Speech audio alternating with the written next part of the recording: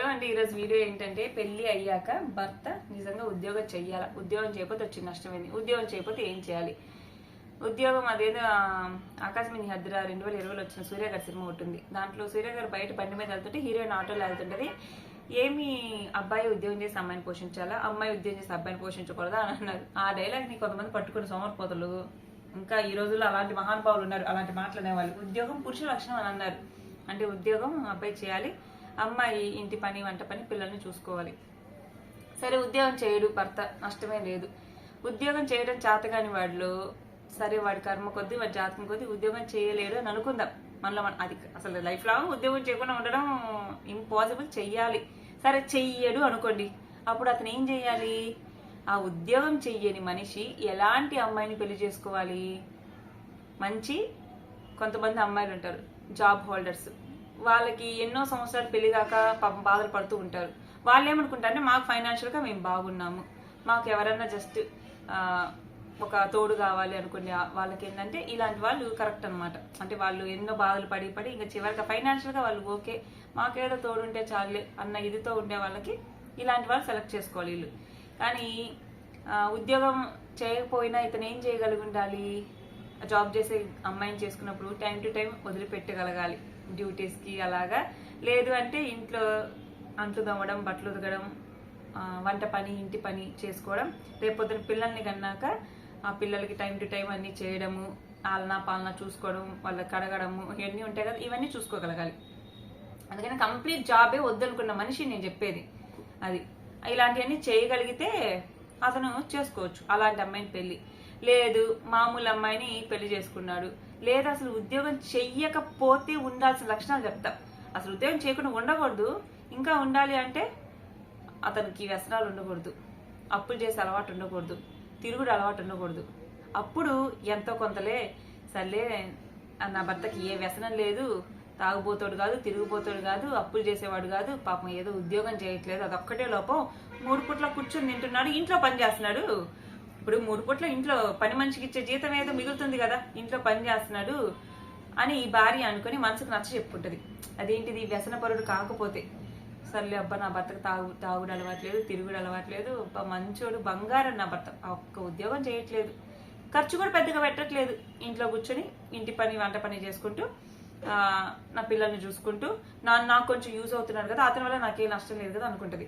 ఎందుకంటే ఉద్యోగం చేయకపోవడం ఒక్కటే లోపం కాదు, ఉద్యోగం చేయకపోవడం ఓకే, అంటే అసలు చేయకుండా ఉండకూడదు. చెయ్యకపోగా ఇంకా ఈ తాగుడు, తిరుగుడు, అప్పులు చేయడము, జల్సాలు చేయడము, విపరీతమైన ఖర్చులు పెట్టడం, అప్పు చేసి మరీ జల్సాలు చేయడము, ఇవి ఇంకా దుర్లక్షణాలు. ఉద్యోగం చేయకపోవడం ఇంత తప్పైతే ఈ వ్యసనాలు ఉన్నాయి చూసారా, ఇవి ఇంకా నువ్వు ఉద్యోగం చేయకపోవడం వల్ల 1% నష్టం జరిగింది. ఉద్యోగం చేయకపోగా ఈ వ్యసనాలు తోడైతే జీవితమే సర్వనాశనం అయిపోయింది, నిన్ను చేసుకున్న అమ్మాయిది. అది అలా ఉండగలిగితే ఉద్యోగం చేయకపోయినా నో ప్రాబ్లం. ఎందుకంటే మంచి ఫైనాన్షియల్ స్టేటస్ ఉన్న అమ్మాయికి రివర్స్ అనమాట ఇది. జంబరగడ బొమ్మ సినిమా చూసాం కదా, ఆ టైప్లో అలా ఉంటే ఓకే. లేదు ఉద్యోగం చేసే అంటే ఉద్యోగం రెగ్యులర్గా చేసే ఒక అబ్బాయి, మంచి ప్రవర్తన, గుణవంతుడు, రెగ్యులర్గా ఉద్యోగం చేసే ఒక అబ్బాయి కాలం కలిసి రాకో, జాతకం బాగాలేకో, లేకపోతే తను చేసే ఫీల్డ్ ఒక్కోసారి, ఇప్పుడు కొన్ని ఫీల్డ్ డౌన్ఫాల్ అయిపోతున్నాయి. ఇప్పుడు మనకి సాఫ్ట్వేర్ ఉంది, అది ఒక్కోసారి ఇప్పుడు ఏ టెక్నాలజీ వల్ల ఇబ్బంది అయిపోతుంది. కోవిడ్ టైంలో టీచర్స్ కానీ ఎంప్లాయీస్ చాలా మంది ఇబ్బంది పడ్డారు. అప్పుడు ఎవరిని ఏమనరు. అలాంటప్పుడు అలాంటి situation nobody can question you, ఎవరు క్వశ్చన్ చెయ్యరు. నేను క్రిటికల్ సిచ్యువేషన్లో నీకు హెల్త్ బాగలేనప్పుడు, లేదా కొన్ని వస్తాయి కదా మనకి, అలాంటి ఇబ్బందులు వచ్చినప్పుడు ఉద్యోగం చేయకపోతే ఎవరు క్వశ్చన్ చేయరు, అర్థం చేసుకుంటారు. నీకు హెల్త్ బాగాలేదు, సంవత్సరం మానేసుకో, తప్పదు, అప్పు చేసుకొని తినాల్సిందే, లేదా నీ భార్య సంపాదించి పెట్టాల్సిందే, లేదా నీ అత్త మామనో నీ అమ్మ నాన్ననో ఎవరికో తోబుట్టు కూడా హెల్ప్ చేయాలి. అలాంటప్పుడు ఓకే. ఇంకా లైఫ్ లాంగ్ నేను ఉద్యోగం చేయను అని కంకణం కట్టుకుని కూర్చున్న వాళ్ళు ఏ వ్యసనాలు లేకుండా గమ్మున ఉండాలి. ఒక తాగుడు, తిరుగుడు, అప్పులు చేయడం, జల్సా ఖర్చులు, వృధా ఖర్చులు పెట్టకుండా ఉంటే అతను గుణవంతుడే, ఉద్యోగం చేయకపోయినా. కానీ మన కర్మ కొద్దీ ఉద్యోగం చెయ్యని వాడు ఎవడైతే ఉంటాడో వాడికి వ్యసనాలన్నీ ఉంటాయి. అది సో ఉద్యోగం చేయని వాళ్ళు సెలెక్ట్ చేసుకోవాల్సిన అమ్మాయి ఎలా ఉండాలి అంటే మంచి ఫైనాన్షియల్ స్టేటస్ ఉంది, తనకి కొంచెం లైఫ్ అనేది దాన్ని ఏమంటారు, ఇంకా విరక్తి పుట్టిపోయి ఇంకా ఎంతకి పెళ్లి కాక నాకు ఎవరికి తోడు దొరికితే చాలు, నాకు పిల్లలు కావాలి, పిల్లలు చూసుకోవడానికి అంటే తనకు హోప్స్ ఉంటాయి కదా, తనకి ఫైనాన్షియల్గా అవసరంలో భర్త, తనకి ఏదైతే నాకు కొంచెం మ్యారేజ్ లైఫ్ బాగుండాలి అనుకునే అమ్మాయికి ఓకే. కానీ ఆ అమ్మాయికి కూడా ఇలాంటి వ్యసన పరుడు అన్ని వ్యసనాలు దొరికిన అమ్మాయి సంపాదన మొత్తం ఖాళీ. ఎందుకంటే చెప్పాం కదా, ఒక వ్యసనం ఉంటే ఇన్ని కోట్ల ఆస్తైనా కర్పూరాలు కరిగిపోయింది.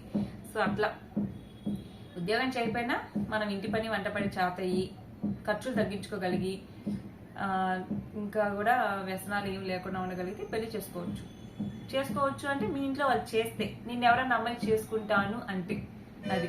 లేదు ఉద్యోగము కర్మగాలి ఒక టైం బాగాలేక మానుకున్నాం అనుకోండి, అలాంటప్పుడు ఖచ్చితంగా వైఫ్ అనేది సపోర్ట్ ఉండాలి. ఇంకా భార్యాభర్తలు ఇద్దరు ఉద్యోగం చేయాలా అంటే అది రేపు మళ్ళీ ఒక వీడియో చెప్పుకుందాము. ఈ వీడియో ఎంతవరకు అర్థమైందో ఏమో.